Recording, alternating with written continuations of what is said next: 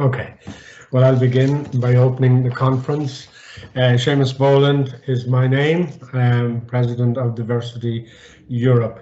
And I'd just like to start by saying on behalf of our speakers, our colleagues and friends, we would like to welcome you to this morning's seminar on Age of Inequality, Youth in Times of COVID-19.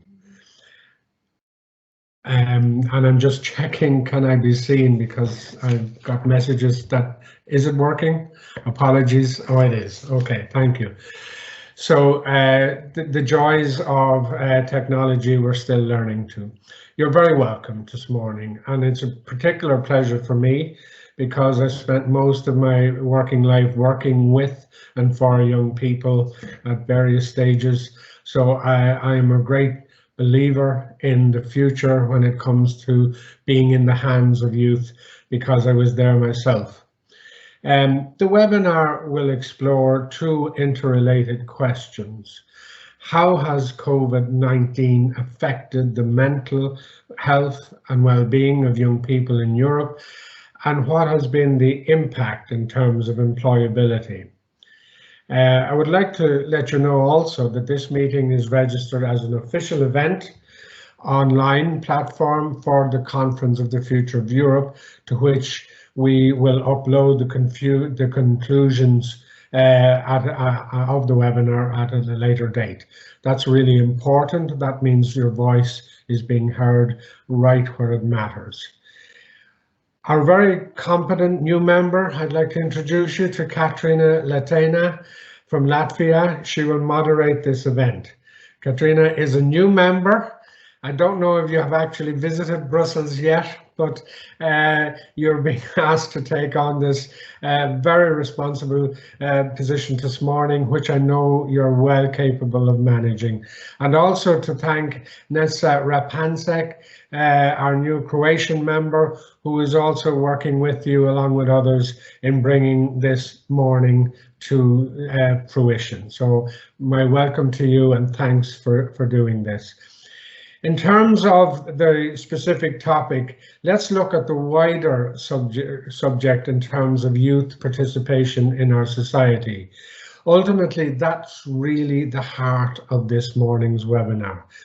Over 2,000 years ago, not that long ago really, Aristotle wrote, "Youth is easily deceived because it is quick to hope." And I think that's a great quality to have. However, today, political scientists find, that terrible word, millennials, are least likely to be swayed by political promises. They're also less likely than previous generations to trust others. In one article I wrote, it referred to the tyranny of low expectations. And one thing I do ask young people every time I meet them, and I still work with them, is please keep your expectations high, because if you don't have any, then there's no hope for the rest of us. It brings to mind a comment by a speaker at our event in March, which lamented that youth involvement in EU policy making is often, and I quote, tokenistic. And I think that's always been leveled at the reality of youth and their situations. And remembering being one of those young people speaking, protesting as it was then, I never liked to think my input was tokenistic. It should never be that way. It contradicts sharply with the ambitions of the role of youth in our society, as expressed by global leaders like Kofi Annan, who was the former Secretary General of the United Nations. He said young people should be at the forefront of global change and innovation. And that is a society that must always be at the heart of innovation development, because that's where the future is. So what can we do together? One of the reasons I wanted this seminar this morning was that in our committee, in the European Economic Social Committee, we have got to give voice to young people. We have got to bring young people into the policy making arena. and we have got to ensure that those voices are heard. You will often hear in the committee at different meetings on any given subject, you will be told no question is too silly or stupid to ask. No statement is too silly or stupid to make. Well, that goes especially for young people. Never be afraid to ask the question, to raise the issue, because if you believe it's an issue and it's a question that should be answered, then of course it should be answered. So we must empower ourselves. All of us, young people, especially those of you starting out in that journey, to set the agenda, to bring to that agenda issues that matter. And we've seen in the last few years, pre-COVID, and I'm sure post-COVID, the issue of climate change is very big in the hearts of young people. That matters because, of course, the impacts of climate change will much more affect you at a later stage in your life than some of us who are, I'm afraid, getting closer to the other side. I hope under Katrina's stewardship this morning, you enjoy this morning's conference, you take part, and above all, continue whatever work you are doing, because your voice is the voice that could change matters for the better, and we hope for the better of generations that are coming even behind you. So good luck this morning. Thank you for your attendance. And Katrina, it's my pleasure to hand over to you now as moderator. Thank you. Good morning, everybody, and thank you, Mr. Bowen, for your inspirational speech and for emphasizing the role of youth and youth organizations in shaping the future of Europe. I'm sure that this seminar will also bring new reflections and will trigger further discussions. My name is Katrina Leitan and I will be moderating today's debate. Before we get to our keynote speakers, there are several technical issues I want to mention. So first of all, this event is in English. There is no interpretation provided. Secondly, this webinar is recorded and will be uploaded to the web afterwards. During the keynote, an online audience Q&A will be in Slido, so please take your smartphones, go to Slido, because during the debate you are able to ask and also vote for the questions. So most voted questions by the audience will be asked to our panelists. Also, there are no breaks foreseen. However, we are expecting to finish at 12:30 Brussels time sharp. And at last, if you are experiencing any technical issues, please put them in a chat and our excellent trainee Joachim will assist you. So I'm really delighted to bring together here today committee members, civil society organizations, youth, student associations, researchers and citizens who want to develop responses to this crisis within young people in the EU. Young people have been one of the most affected groups by the economic and social crisis from the pandemic of COVID-19. During the last year, young people from all over the European Union have lost their jobs or have seen their living and working conditions worsen. They have seen their teaching shift between on and offline models, their social interactions restricted, and their capacity to work and travel between regions disrupted. Furthermore, the sanitary measures broke down their social, cultural, economic lives and expectations. In order to achieve a true recovery in the European Union, it's fundamental that the Conference on the Future of Europe put youth into focus. Also, the European Union has to make sure the Recovery and Resilience Facility brings a comprehensive solution, and youth concerns are included in the priorities of the national recovery plans. Moreover, a better dialogue should be established with youth organizations during the implementation of the national recovery plans to consult with them the measures aimed at youth and how to allocate more funds to policies for children and youth in the same way it is invested for green and digital transformation, because only in this way it will be possible to achieve more sustainable, digital and resilient Europe in the future. This webinar aims to explore the diverse impact and disruption of lockdowns and COVID-19 measures on young people in their education, in their social life, in their work. as well as their cultural, economic and social links that contributed to a dramatic rise in disclosures of mental health issues and loss of job opportunities. The webinar will reflect on the lives of young people and the difficulties they are facing with the pandemic, the impact on the mental health and their employability after this new economic crisis. As an official event of the Conference on the Future of Europe, the outcomes of this webinar will be fed into the conference, the committee's work, and also into committee's opinions. So, just to check how many of you have managed to get on Slido and to give some food for thought, we will have two questions now on Slido. Can you, Joachim, put those two questions on the screen, please?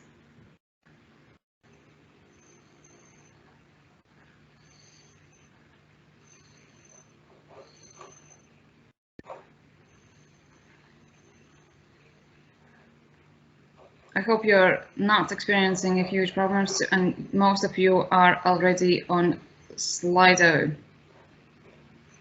So the first question is about the last report from International Labour Organization 2021 estimates that by January 2021 the employment loss with young people was, and what would be your guessing? 80% more compared to adults, 100% more compared to adults, and 10 or 50%. So what would be your guessing? Please be active participants and express your opinion so we can see what are your thoughts and how close you are to actual data.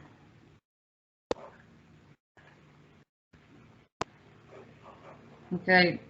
So I think most of you have voted.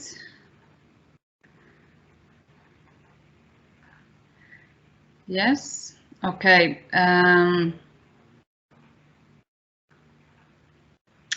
Yes, so the correct answer is 140% more compared to adults. So these figures come on top of an already challenging labour market situation for young people. Before the pandemic, young people were still suffering the effects of the 2008 financial and economic crisis with generally high youth unemployment, difficult and complex transition from school to work. So we can now go to our second question before we get to our excellent panelists. So the second question is, in any typical year, 1 in every 4 to 5 people are normally affected by mental health issues, but the last mental health assessment identified that.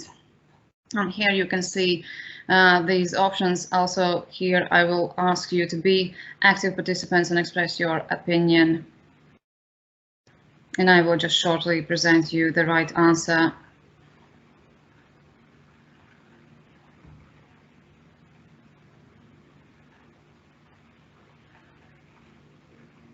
Okay, I'm really happy to see that you are voting.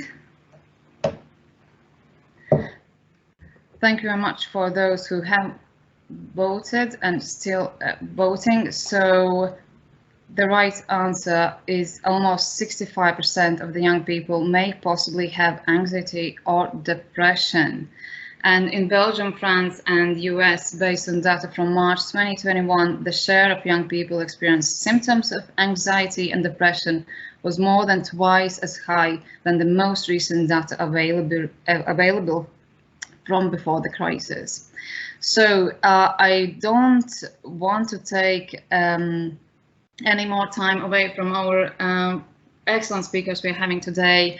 We are a little bit short in time, but I hope we will manage to have a general debate after all presentations.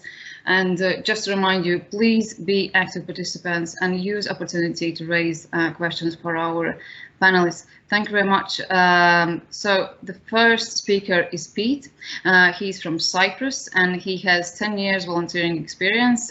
He's also a board member of the European Youth Forum. So thank you, Pete, for being here. Over to you. Thank you very much. Can you hear me well? Okay, super. Let me first put my presentation on. Okay. So, good morning, everybody. As was already mentioned, my name is Pete. I'm a board member of the European Youth Forum, and I'm very happy to be joining today's event. Before I start my presentation, I just wanted to briefly introduce my organization for those who don't know who we are. So basically, the European Youth Forum is the largest of youth organizations in Europe. Through our more than 100 member organizations, we represent tens of millions of young people in the continent, also beyond the EU. Given the scope of our work, we were of course very concerned about the impact of the COVID-19 pandemic on youth, and therefore I'm very happy to be able to contribute to this important discussion today. I've been asked to focus on the impact on youth employment and young people's mental health. I strongly believe both issues are interlinked and mutually reinforcing. I'd like to present some of the key findings from our new publication called Beyond Lockdown, the Pandemic Scar on Young People, as it touches upon many elements of our discussion, from employment to education and mental health. So, over the past few months, we read a lot about the impact of the pandemic, and we listened to policymakers and the media repeatedly calling us the lockdown generation, talking about the pandemic and its disproportionate impact on youth. But what does this mean? In our publication, we unpack all this by focusing on 4 key elements. Assessing what the impact has been so far for young people in Europe on 3 key areas: work and income, education and learning, and mental health and well-being.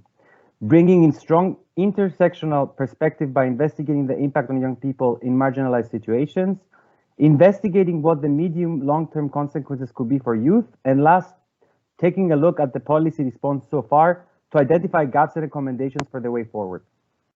So today I'd like to share with you some of these key findings, although I advise you to check out the whole report for more details.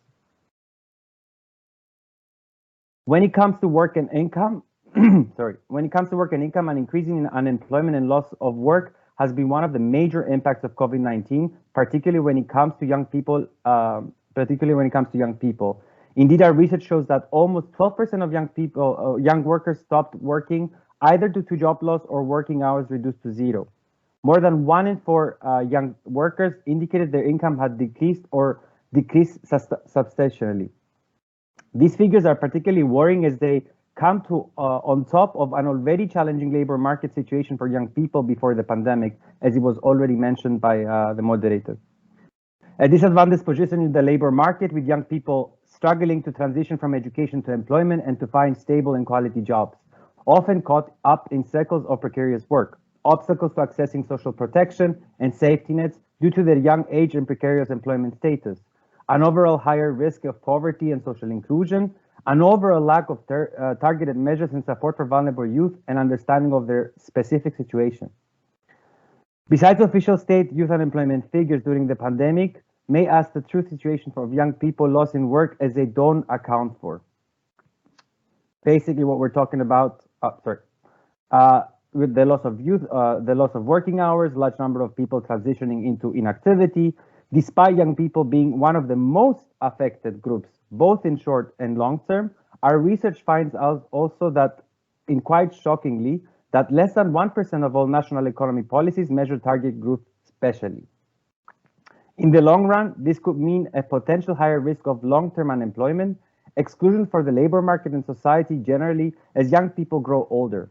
Moreover, long periods of inactivity can affect young people's ability to build up vital social capital and work experience, and can therefore result in a lower pay over the life course, increased likelihood of becoming unemployed again, and reduced life chances.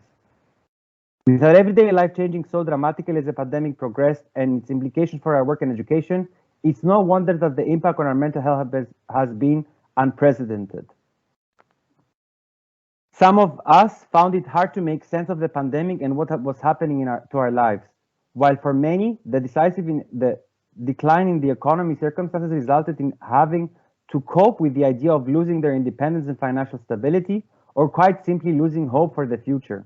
Needless to say, this has generated feelings of unhappiness, uncertainty, and hopelessness that, paired with the overall economic downturn, can further contribute to putting young people in a tough spot when it comes to recovering from the current crisis. According to our research, nearly 2/3 of young people may be affected by mental health and well-being, like with depression or anxiety as a result of the pandemic. However, despite the huge impact on young people's mental health, our researchers were not able to identify any measures taken by governments and institutions specifically addressing young people and supporting their mental health and well-being in the long run. This is very alarming because, one, the long-term effects of the pandemic on mental health are likely to magnify pre-existing inequalities and affect those from marginalized social backgrounds the most. Beyond this, what is clear is that this period of poor mental health and well-being may have lasting effects on many young people well-being in the end of the lockdown, well beyond the lockdown. Adolescent depression is understood to increase likelihood of mental health problems later in life. Young people's poor mental health and well-being during the pandemic is also likely to worsen their employment and educational prospects after it. Poor mental health is linked to increased risk of unemployment, school dropout, lower grades, and poor attendance. This in turn might feed back into their mental health problems. The way forward. So what can we do? Although all of these issues are interconnected and mutually reinforcing, and therefore policy responses to take into account, given the scope of our discussion today, I will also focus on our how do we go on our way forward when it comes to employment and mental health. A key message from our side remains the need to really prioritize quality. This means avoid relaxing labor legislation to stimulate employment, but also regulating transitions from education to employment, ensuring adequate wages and fair working conditions. Investing in quality entry-level jobs creation to support youth. Second, recommendation on ensuring access to social protection and income support by making sure that someone's employment status or age doesn't result in lack of social security anymore. A third crucial element is making much better use of the existing policy and funding instruments. Less than a year ago, a new reinforced youth guarantee was adopted. Yet, what we hear is that very few member states are taking steps to implement the new recommendation and increase the impact of the outreach of the youth guarantee. This is concerning as we have a framework that is already in place and that targets young people specifically. Why aren't governments making better use of it at the time when young people need support the most? Equally, the recovery funds such as the Recovery Resilience Facility have made available consistent amounts of resources. This is an enormous opportunity for us to address these issues that young people are facing and to allow us to build back better. However, so far the implementation has fallen short of the ambition set out in the RF legislation. Too often, national recovery and resilience plans have been drafted behind closed doors, with youth organizations and young people unable to have their say.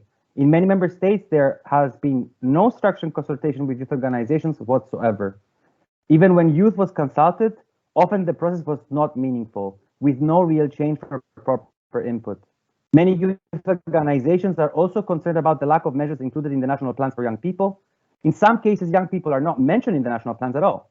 Our member organizations have voiced concerns about the lack of measures targeted towards the creation of quality jobs, strengthening social protection systems, or support to the youth sector, which will be crucial for making sure that we can build back better for young people by addressing underlying issues they face. For the way forward, it is essential that delays in the implementation of the reinforced youth guarantee are addressed and an adequate level of investment in youth through the recovery funds is ensured.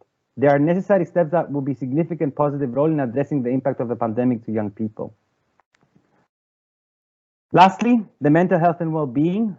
It's crucial to act now to avoid this becoming a second pandemic. To avoid this, the focus should be both on information awareness raising as well as provision of services.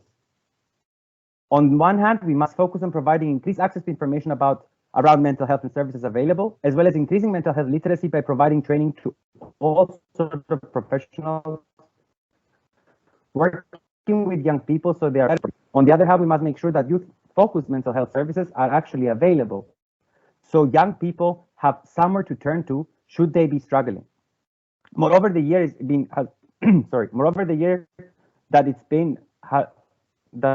been moving along has shown that even more than the importance showing the right to disconnect, to better manage the digital transformation both in work and schooling, which have an impact on mental health. Lastly, again, This has been one of the main learning points from this year. A recommendation is to recognize the link between mental health and other socioeconomic factors and better address this policy making. I think I will close with this, and I truly hope for a productive discussion. Thank you. Thank you very much, Pete. And if you want Pete to elaborate more on a specific policy recommendations, please ask questions to Pete in Slido. Now we're gonna move to our next speaker, Radost. She's a policy coordinator for health inequalities and Roma health at the European Public Health Alliance. Radost, are you here with us? Good morning, everybody. Yes, I'm here. Do you hear me well? Okay. I'm going to share my screen and to present my PowerPoint.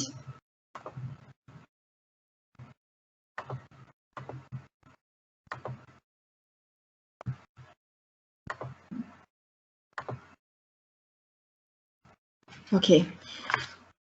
Good morning, everybody. I'm Radost Zaharieva, Policy Coordinator for Health Inequalities at the European Public Health Alliance, and I'm happy to take part in this webinar. I would like to thank the European Economic and Social Committee for this opportunity. I will start with a few words about the organization that I'm representing. The European Public Health Alliance is a leading organization striving to achieve universal good health for all. It managed to build a solid network of European and national public health organizations, disease groups, health professionals, patient associations, and organizations working with vulnerable groups. This rich membership makes it possible to address individuals' and communities' health from health, economic, and environmental perspectives. Recently, we have been confronted with many restrictions and have to adjust to new realities where keeping a job became uncertain.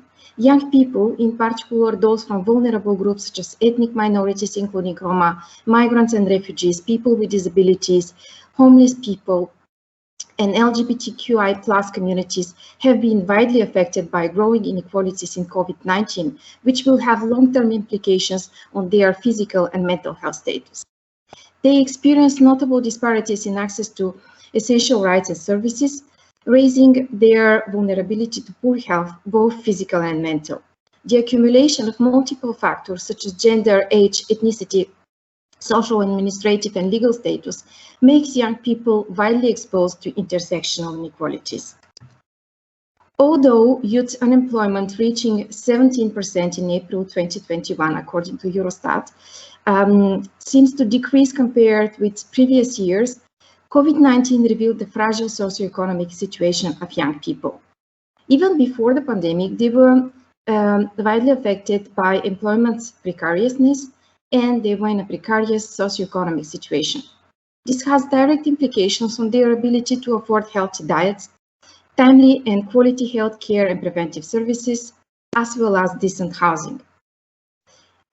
These unemployment rates can be even higher for certain communities such as Roma. For instance, according to a Fundamental Rights Report, youth unemployment among Roma may reach 90% in Portugal and 70% in Czech Republic, Bulgaria, and Romania.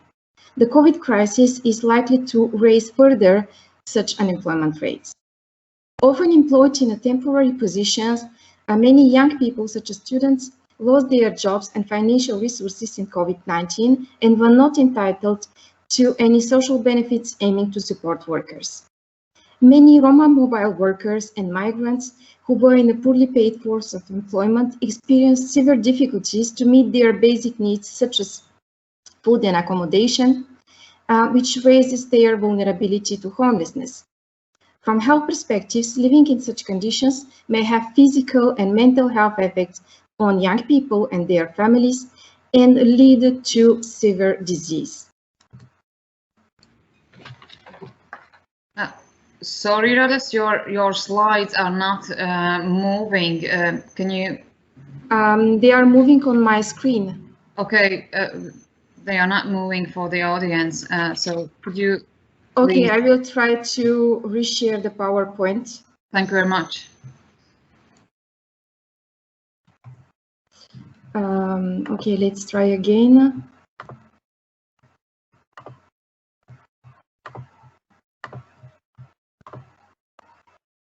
Is it okay now? Do you see my slides? Yes, we can.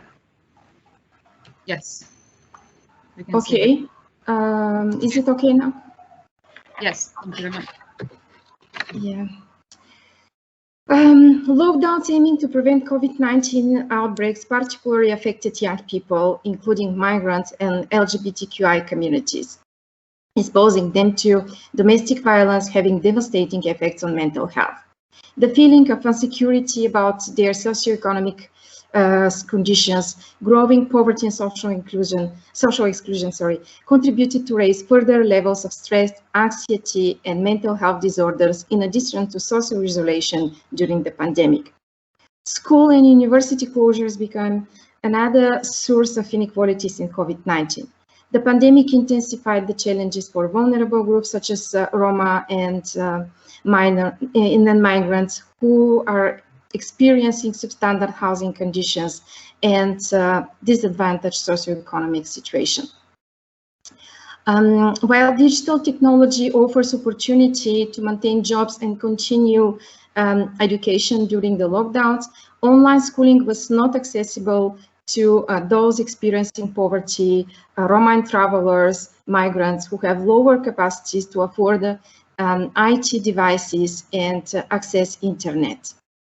In parallel, school closure had significant implications on young people's capacity to participate in social life, increasing their isolation.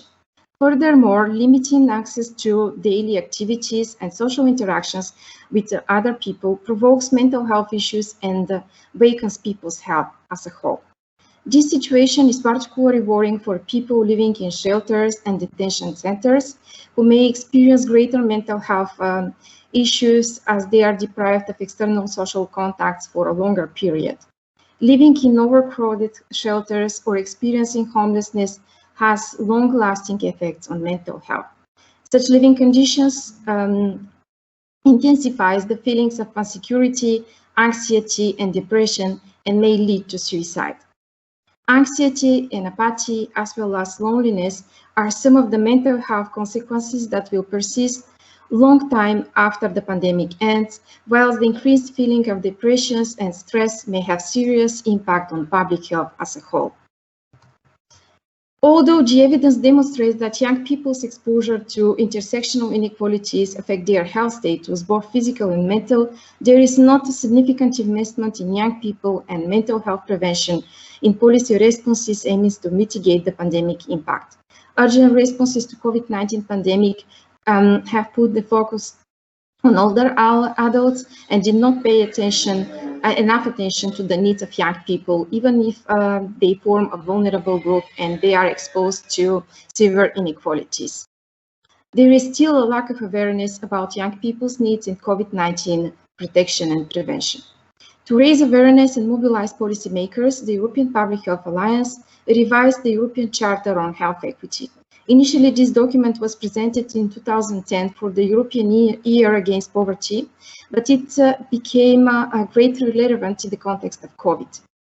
At the same time, it demonstrates that very little progress was achieved in health equity with a focus on vulnerable groups, and there is still a lot of work to be done. I will stop here and will ask Joaquin to play the video which summarizes civil society demands presented in this charter. Also, I would like to thank you for your attention and look forward for your questions and comments. Thank you. Can we have the video?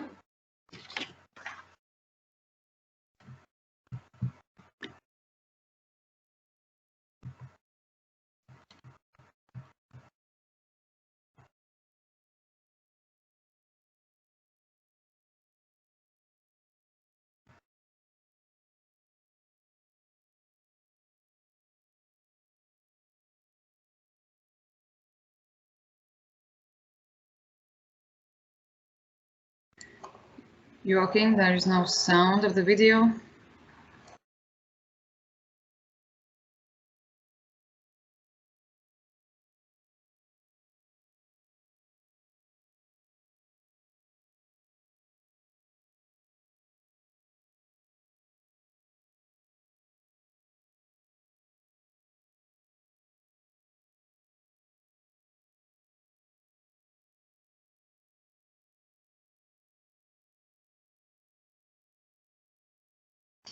There is still no sound for the video.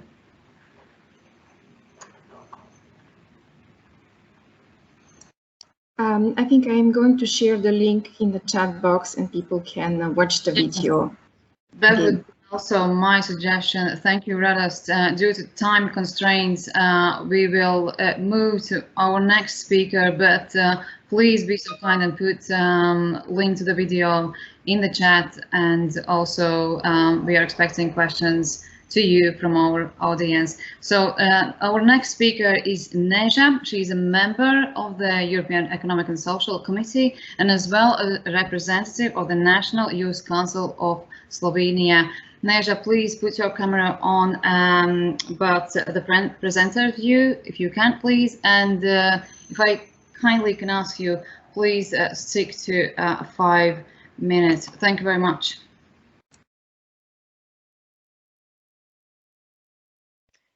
Good morning, colleagues. I hope we can hear each other well. I'm also gonna share my screen. So just a second.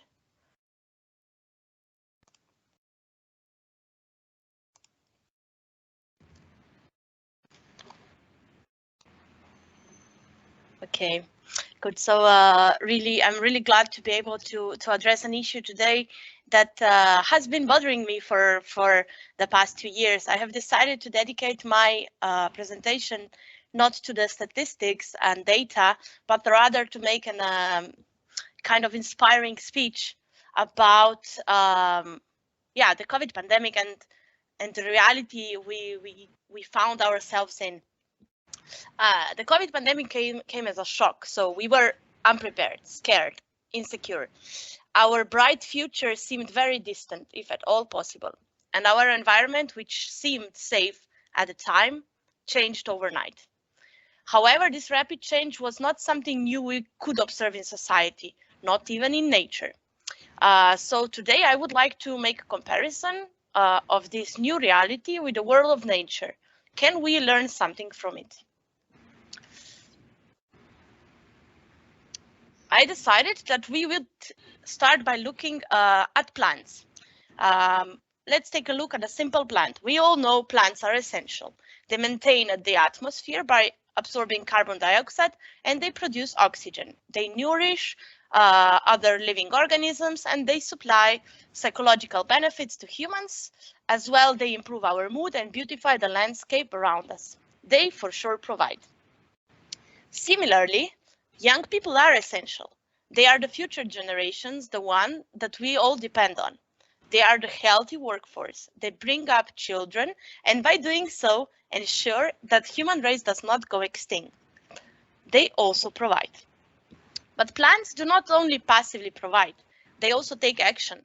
They are capable of transformative behaviors that allow them to maximize their chances of survival in a dynamic and sometimes unfriendly environment. Could young people do the same? At the National Youth Council of Slovenia, we have been closely monitoring the various consequences of our society's health and socio-economic crisis since the beginning of the pandemic. Pandemic has affected all areas and deepened inequalities in society for sure. The independence of young people became even more unachievable due to increase in precarious forms of employment, low pay for work done, and almost non-existent housing policies. That's a hostile environment, wouldn't you say? Any time of crisis is also a time to think about what kind of society we want to live in and regulate conditions that will enable a better future. By watching a simple bean seedling grow, we observe the remarkable ability of plants to adapt to their environment. If they cannot grow, we don't change the seed, we change the environment. The time of pandemic is proof that even rapid changes are possible if there is only the will to do so. Practically overnight, member states took measures that were not even imaginable or feasible before. They provided basic income for self-employed, organized work from home, promoted the importance of locally produced food, etc. The youth sector also responded quickly and successfully to the situation, organized and adapted the programs, offered support, volunteered. We adapted. And how might we improve in this post-pandemic society, learning from simple plants? What could it mean to learn from these organisms? After COVID-19, for sure, we must enable young people to grow. The situation of young people in the post-pandemic society can only improve and develop if environment changes. So the measures taken should be based on the real needs of young people. Times of crisis trigger survival mode. We need a safe space, a way to provide and survive. Even before the pandemic, youth organizations have been drawing attention to the problematic dimensions of atypical forms of work, so-called precarious forms of work, student work, part-time contract work, self-employed situations, and so on. Precarious work forms do not guarantee social security and other rights deriving from work. And even though the atypical forms of work contain elements of employment relationship, they're not long-lasting, they do not provide paid sick leave, and earnings do not guarantee a decent living in a lot of cases. The problems of precarious work became even more visible in the times of pandemic. Many young workers have lost their jobs overnight as they were seen as the most redundant workforce. So young people who barely make a living from month to month, even before the pandemic, were in an immediate crisis, looking almost to the inability to survive. Their environment drastically changed. Taking all of that into account, what can we do to help and improve this rapid change of environment? I would suggest 4 points for things. First of all, we could for sure relocate a part of Recovery and Resilience Fund to provide financial assistance to precarious workers, self-employed and students who have lost their jobs and will continue to suffer income losses at the end of the pandemic.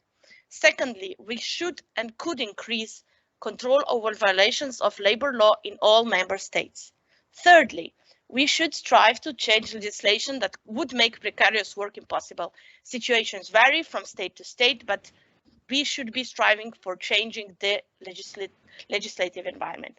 And fourth, last but not least, we should strengthen young people's democratic participation and autonomy and provide dedicated youth spaces in all areas of society.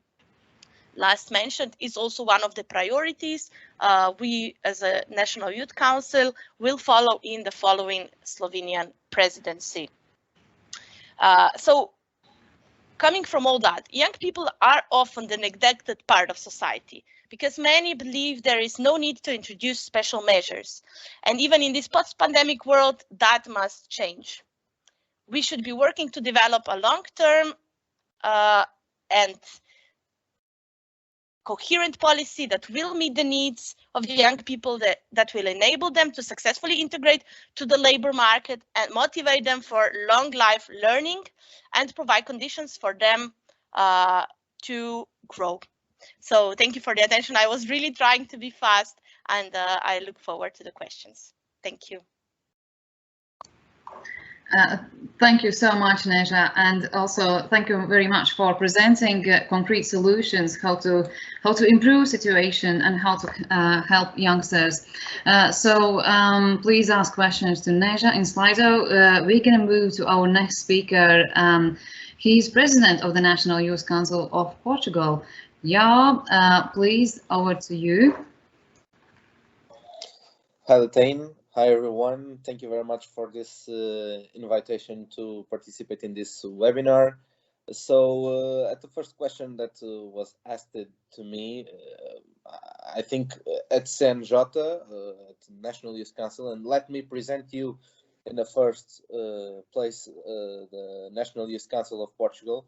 We are a political organization and we have a law that rules our organization. So we are not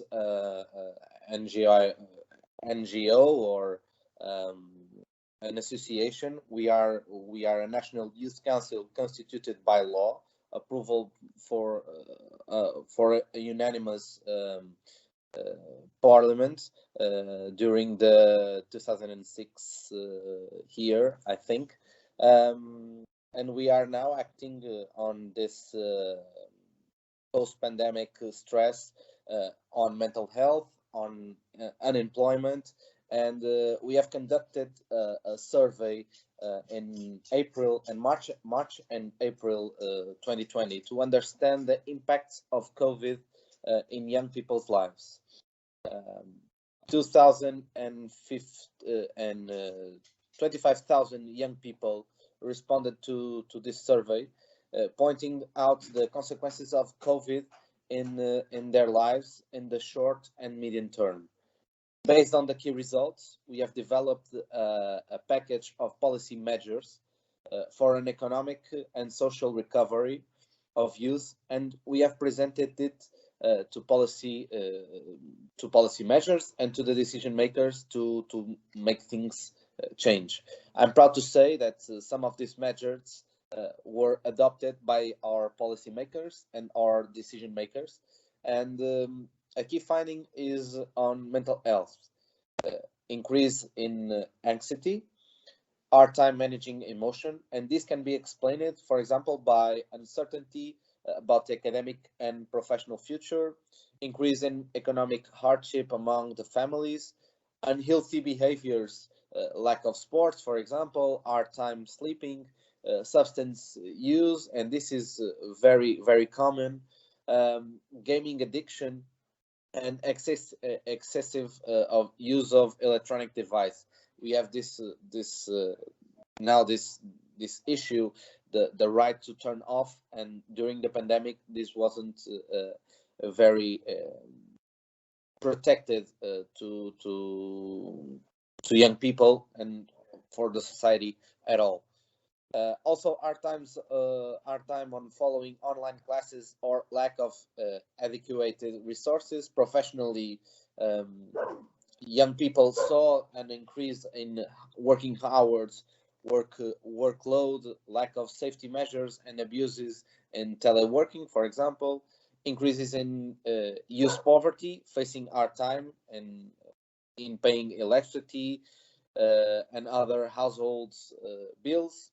And so this was our main answers to our survey, and the measures that we proposed in this four areas of mental health was, for example, a phone line to provide mental health support, expand the mental health services, further building the capacity of health professionals, implementation of informal shops to provide mental health support, increase funding on programs to foster health knowledge among youth, improve the food options in the school and university canteens, develop appealing collateral and campaigns on the consequences of addictive behaviors, violence and cyberbullying, for example, reintroduction of sports in schools and universities, and also guarantee the access to vaccination that finally now, in July of 2021, we, young people in Portugal, we are finally get vaccinated. And about youth and employability, further to what I mentioned before regarding the impact of COVID-19 on the levels of the employment, I think we need to think how can we resolve with a recovery and resilience facility. We need to be ready in a position of a fragility and economic social crisis during and after the pandemic. We need to be ready to get an answer, and because this impact will be enormous. Less affected by the pandemic health, young people ended up in Portugal being the most affected by the unemployment virus, with 60,000 fewer placed in the labor market. In the second quarter, for example, of 2020, the employment rate in the 25-34 age group fell by around 6.7 percentage points, just to 75%. In adult age, for example, 35 to 55 years, the same rate was stabilized at the level of 80%, being practically immune to the economic crisis caused by the pandemic. So the situation was even more serious among less qualified workers. The employment rate for those who just completed the 9th grade dropped to 70%, representing a break of 8.5 percentage points. For 12th graders, the employment rate was, for example, 82%, less 5.3 percentage points. Among graduates, the employment rate was 84%.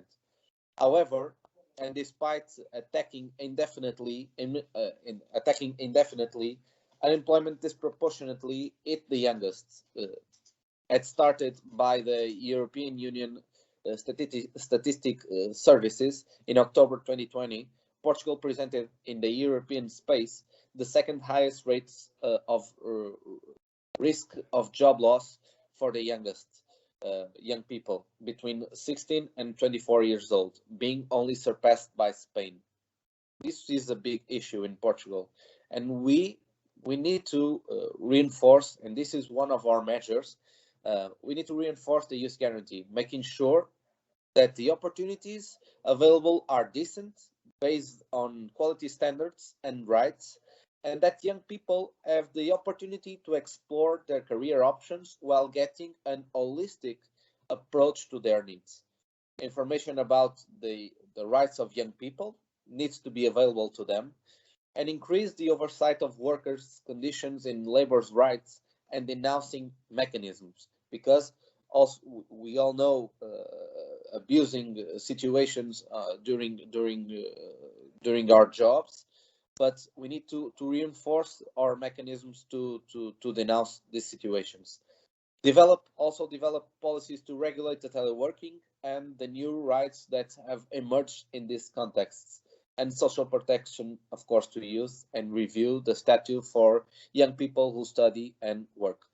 This will be our main measures to face this post-pandemic and post-pandemic situation. And I think that's it from my side. And thank you very much for your attention. Hopeful to have some questions on Slido. Thank you, Latin. Thank you very much. Your presentation was really fruitful, that you gave and underlined problems from national perspective. Also, I think youth guarantee and recovery and resilience facilities really important to improve lives of young people. So we're going to move to our next speaker, Kasia. She is representative of the International Youth Health Organization. Kasia, please try to stick to a couple of minutes of your presentation so we have more time for general debate and our questions in Slido to you. Thank you very much. No problem. I hope everyone is able to see the presentation. Okay, so hi, I hope everyone is doing well, and let me first introduce myself. My name is Katya, and I'm here representing the International Youth Health Organization, an international network of youth-led and youth-focused organizations that work together towards bettering youth health. I will try to cover both the international perspective of our work as well as the local challenges our European member organizations have been and still are facing in regards to mental health of young people during the pandemic. So in most countries, mental health issues amongst youth have at least doubled, if not more, since the start of the pandemic. And while many prominent organizations conducted research, the exact data regarding the impact on mental health is still eluding us. And it will take a while for all the information to be properly compiled and researched. We already heard about the amazing report by the European Youth Forum that presents us with all the currently available data, but it is important to note that we still lack a large amount of information pertaining to long-term effects of the pandemic on young people's mental health. Since the start of the pandemic, WHO actively engaged in activities that helped young people transition to digital life and collected information from the local realities of our members. Young people are up to 80% more likely to report symptoms of depression and anxiety compared to adults, and they also report high levels of loneliness. It has been reported that the state of mental health, as well as the span of learning difficulties, is dependent on the length and the number of reinstated lockdown measures. Young people find longer lockdowns or a large number of them much harder to cope with, and not all have the same possibilities to maintain their physical and emotional well-being in difficult circumstances. The worsening state of mental health and well-being of youth also reflects exponential levels of uncertainty that young people are facing in their everyday lives. Restrictions on movement, isolations, changes in the routine, fear for the future, as well as the loss of loved ones are just some of the causes that exacerbated the problem.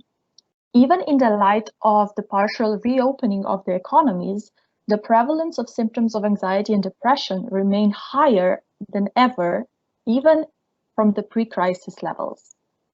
The pandemic has impacted young people's personal and professional growth, their development and reaching for maturity, especially in the light of social situations. It is highly important for young people to be able to socialize, exchange thoughts, ideas, experiences, and good practices, as this is also a necessary process that impacts brain development on a biological level. Young people also require the space to participate in intercultural communication. So, talking about measures, it is important that we are aware of the fact that our proposed solutions shouldn't cater to the existing system, but they need to cater to the actual needs of youth. These needs are ever-changing, expanding, and require different interventions across micro-locations across Europe, as well as different methodology and approaches concerning the existing vulnerable groups and minorities. I would first like to highlight the concept and also hopefully in the near future broadly accepted practice of meaningful youth engagement. Youth participation has to be encouraged on all levels and especially in the issues that affect them. They need the space and opportunity for their voices to be heard and for decision makers to increase investment, quality and access to such opportunities for youth to be present at the decision-making table. We hear many times that if youth does not have space at the table, they should make their own. However, with this approach, youth would only end up with a factory of unused or useless tables. So let's rather bring a folding chair to an already existing decision-making space and warmly welcome youth that is seeking active engagement. I would also like to applaud this webinar for providing us with such an opportunity. The COVID-19 pandemic also required quick changes and adaptations to the system that would be able to adequately support the people it serves.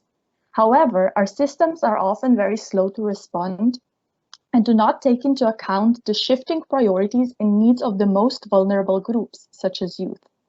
Mental health is also an extremely sensitive topic that requires careful action and doesn't always benefit from quick changes and fix-me-ups. It needs a strategic and integrated approach in order to also tackle the entrenched inequalities that exist in our societies and prevent these inequalities to worsen. Our societies and institutions are still predisposed and structures to unknowingly perpetuate inequality across generations. And while youth is the most vulnerable age group and also the generation that will feel the effects of the pandemic the longest as well as the most, we need action towards mental health that is interdisciplinary and multi-generational. We also need to tackle the disruptions to mental health services and scale up the existing mental health support within health systems, education systems, and workplaces for youth.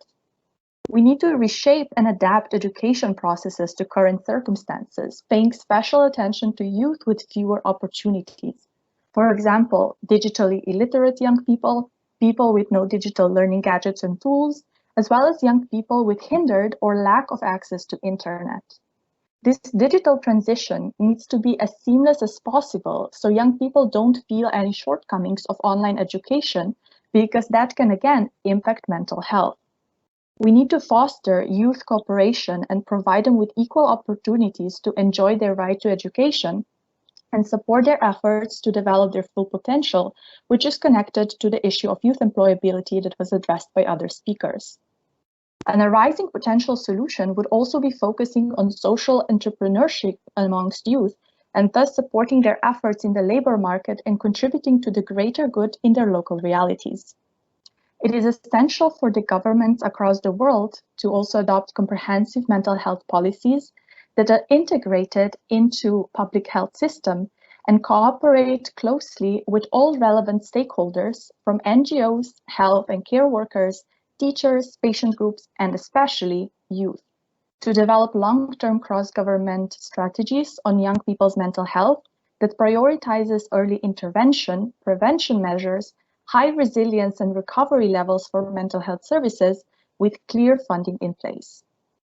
I leave you with my final message. The concerning increase in mental health disorders requires comprehensive action and a holistic approach across multiple levels and generations. And while we already have some answers regarding the substantial impact of the pandemic, the question of long-term effects on young people's mental health remains and needs to be addressed ASAP. Otherwise, we will still feel those consequences in 30, 40, or even 50 years. And last but not least, don't forget your folding chairs. Thank you. Thank you so much, Kasia. That was really inspirational. And actually, I'm really delighted to hear so many good ideas from youth organizations. So I hope the EU institutions will hear your voice today and will elaborate these ideas further and include in their discussions. So thank you very much, Kasia, and we will go to our last speaker, Helena. She's an educator coordinator in EEESC Europe, and what the interesting fact is that this organization emerged from This Time I'm Voting campaign, which was launched by the European Parliament in the 2019 European elections and working to bring the EU closer to young people. So welcome you, Helena, and please, over to you. Hi, thank you very much. So I'm going to start. I don't want to spend a lot of time with this. So I'm going to share my presentation. Oh. Can you see the presentation? Yes, thank you. Okay, so yeah, first of all, I would like to present the association I'm part of. Equipo Europa is a youth pro-European association non-partisan in Spain that is emerged in 2019 from the This Time I'm Voting campaign. Our mission is to bring the European Union closer to young people and also to promote the political participation of young people. Trying to achieve this goal, we organize different projects and activities such as the Forum for the Future of the European Union, where we have developed 100 proposals in economy, democracy, Green Deal, digital transformation, among others, for the conference on the future of Europe. So now I'm going to start with the job employability question. So while the moderator has said at the beginning, jobs have been the sector of the population most affected by the economic crisis delivered from COVID-19. During the last year, young people from all over the European Union, and especially from Spain, have lost their jobs or have seen their working conditions worsen. In order to achieve true economic recovery in the European Union, measures aimed at the youth must be put into focus. Only in this way will it be possible to achieve a more sustainable, digital and resilient Europe in the future. Spain is the second country to receive the large financial endowment from the Recovery and Resilience Facility, for having been one of the member states most affected by the crisis. However, so that our country can make good use of the funds from Equipo Europa, we believe that young people should be included in the priorities of the Recovery, Transformation and Resilience Plan of the economy, called in Spanish, España Puede. At Equipo Europa, we are convinced that Spain can, with the help of the European Union, avoid a lost generation, For this reason, we recommend that the following measures be adopted with the framework of the plan for the recovery, transformation and resilience of the economy. The first one is maintaining an official dialogue with youth organizations in Spain during the preparation and application of the plan to consult with them the measures aimed at youth that join it as required by the regulation of the recovery and resilience mechanism. Facility to allocate a minimum of 7% of the funds to policies for children and youth, in the same way that there is a legal minimum investment of mandatory compliance for the green transition, that is 37%, and for the digital transformation, that is 20%. The third one is appointing a job coordination at the national level to act as a point of contact between the General Secretariat of Economic Affairs, the Ministry of Economic Affairs and Digital Transformation and Youth Organization, and who will monitor the implementation of the plan's measures aimed at the job. The last one is to include policies regarding to youth employability to guarantee the equality of youth jobs and establish decent working conditions for young people in Spain. Youth training to promote the development of digital competencies and the necessary skills for the future of works in education system. And the last one, to the mental health, to counteract the exponential increase in anxiety and depression suffered by the young population due to COVID-19. But then I'm going to explain a little bit more at this point. And these proposals are in line with the guidelines of the European Commission regarding the application of the recovery and resilience facilities, and in addition are supported by the Sustainable Development Goals number 4, that is quality education, and number 8, that is decent work and economic growth, promoted by the United Nations. With this, from Equipo Europa, we intend to place youth as a priority for the recovery, transformation and resilient plans of the economy, and ensure the participation of youth organizations in the design and implementation of the plan, thus developing an intergenerational commitment to achieve social and economic recovery in Spain and the European Union. And just for your information, while these proposals are fundamental to us, we have also prepared some more specific ones regarding jobs and employment in the forum of the framework of the Conference on the Future of Europe, which you can see on our websites or social media if you are interested about that. And about the last question about the mental health, we are the first generation that is going to live in a worse circumstances than our parents. This fact implies that we are going to have, or we are just having, worse salaries and a far much precarious circumstances. This means that it will helplessly affect, and it's currently affecting, young mental health, because it is a hard challenge to become independent or make ends meet. Moreover, the current crisis has aggravated the situation. On the other hand, we are a generation for which mental health has a great significance. We have realized that it's a fundamental pillar for people's stability. Going to the psychology is not a taboo. However, despite our mental health has been considered highly important and it deserves, we are still having the same precarious jobs and low salaries that attending therapy is just affordable for some. For this reason, Equipo Europa opts for an improvement of the mental health public systems to provide everybody with the access to the mental health attention they need. And that's all I wanted to say about youth unemployment and mental health. And I want to give thanks to the organization to bring us the opportunity and to create this space to express our opinions. And that's all. So I don't know how to finish to send my presentation. Sorry. Thank you, Helena, so much, and you are also your inspiration. Thank you, all speakers, and we will move to our questions, and we have a couple of them. So we will pick the most voted, and the first question is, if you had to introduce one proposition today on how to improve mental health system for youth, what would it be? Who wants to take the question?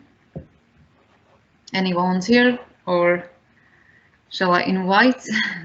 Kasia, thank you very much, Kasia.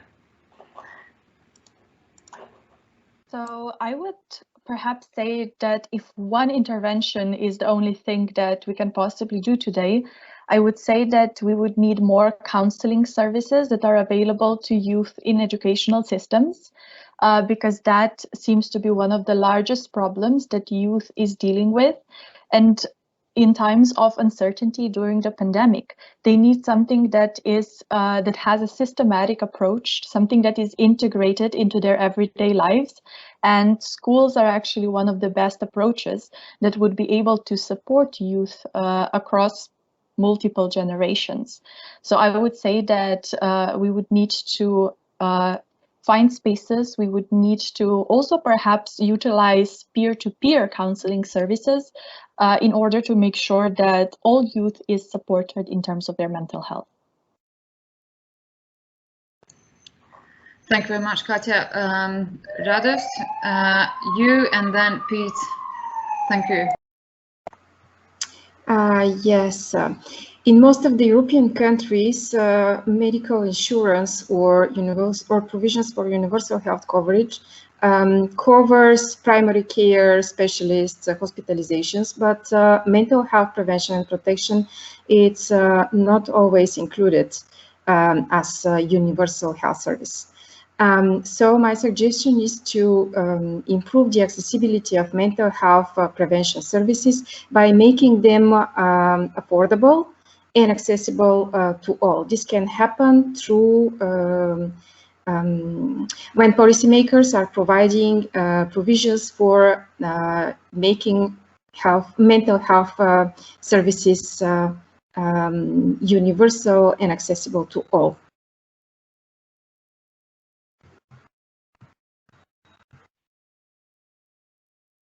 May I?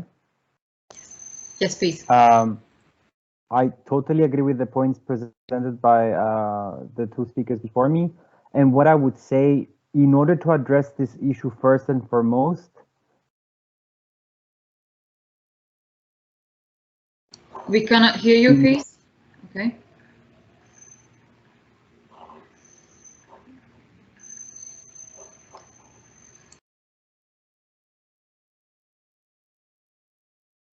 I think we're not hearing Pete. Pete, we cannot hear you. Yeah.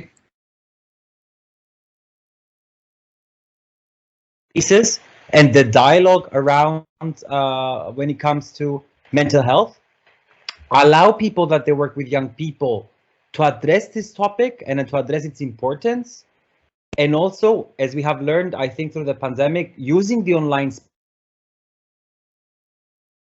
difficulties like this emerge, that we also have alternatives for young people to reach out to, which is very, very important. We need to understand that young people who are have better chances that they can use different technical methods or equipment, but also use spaces like youth clubs and youth spaces with funding or with the technical equipment for the ones who cannot have access to these spaces, either at home, either at their educational institutions, if they are able to attend to. Thank you, Pete. Joa, over to you. My intervention, it will be mostly the same as Pete was saying. I think we need to communicate and to share most of the symptoms. We need to be able to identify not only the professional workers, but also me, you, every one of us need to be aware of these symptoms, to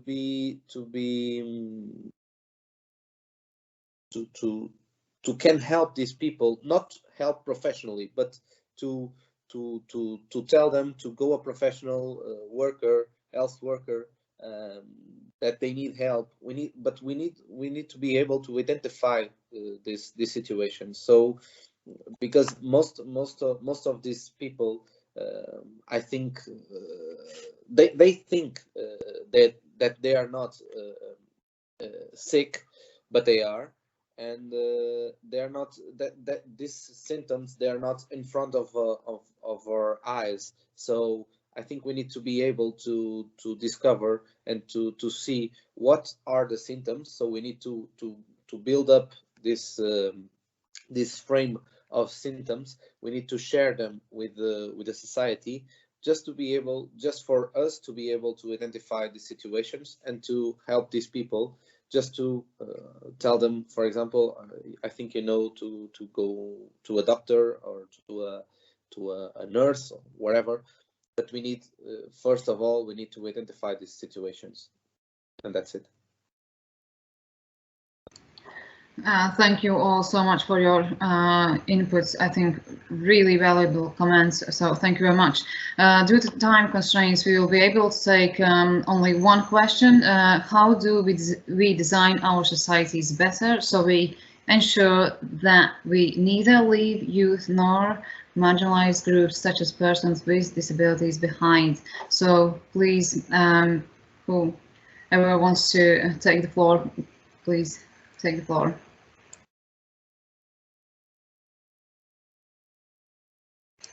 Brothers, you're ready to speak?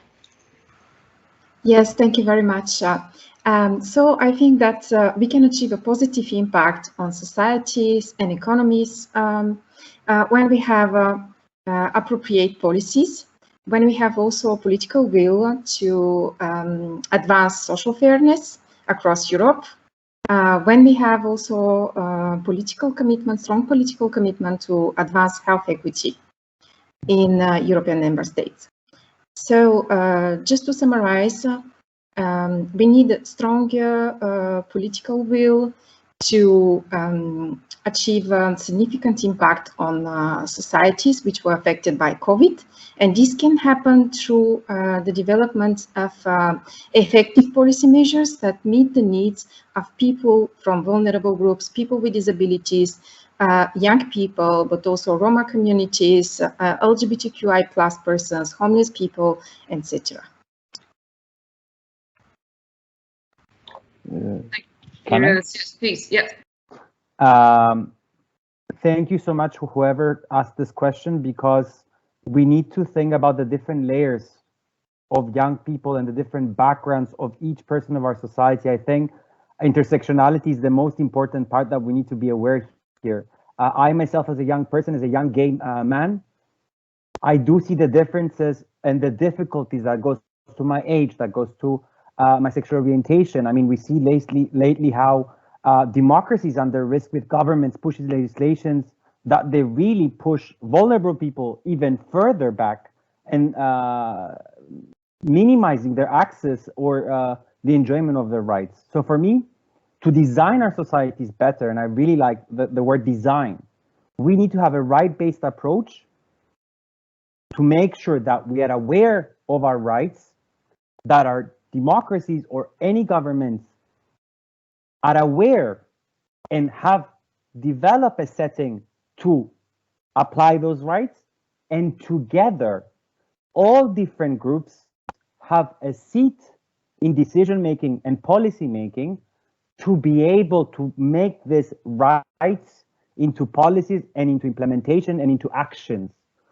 binding actions many times, because we do see a lot of strategies and a lot of papers and positions, but at the end of the day, the only way that a government will follow up and will be dedicated to taking an action and evaluating also that action is by having a law, is by having a binding system that you can go back and see how is this working, why is it not working. I think that's it. Thank you very much, Pete. Elena, and then Katja. Thank you very much.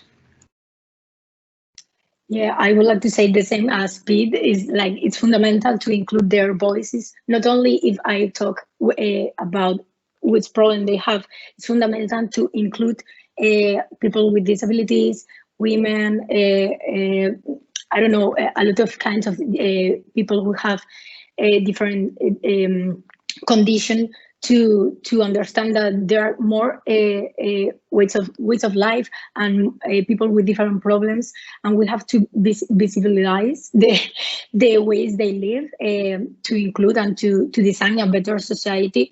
So it's like introduce the people in the making decision process is fundamental to have a multi level, or I don't know, I'll just praise that, but with different point of view. I think it's fundamental. So I could say the same after this. So Thank you, Elena. Katja, please. Yes, so from my side, I would just like to develop on what the previous speakers have also mentioned. So I feel that it is important that if we go about redesigning the systems, we need to make sure that they are based on the values of inclusivity and equity, as well as have in mind the concept of universal health coverage and inclusion of comprehensive mental health services within those, so that they are accessible and affordable to young people, as well as the other vulnerable groups. And during this redesigning process, we need to not be afraid of change and potentially even getting rid of old systems that are so integrated in our societies that we would actually need to change them as a whole, because minor changes would not really make any difference. So in that, I feel the human rights aspects play a very, very large role. And it is important that we adapt the systems and the services to the needs of the people and not the needs of the system. So it's very easy to design a system that is very general and takes into account only the majorities, but that will always mean that vulnerable groups will be pushed to the side.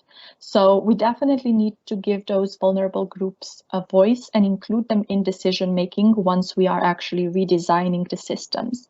Because if they are not included, then how can we know what they need, and how can we actually address those needs in a way that will tackle those issues, as well as offer them the best possible and optimized solutions. So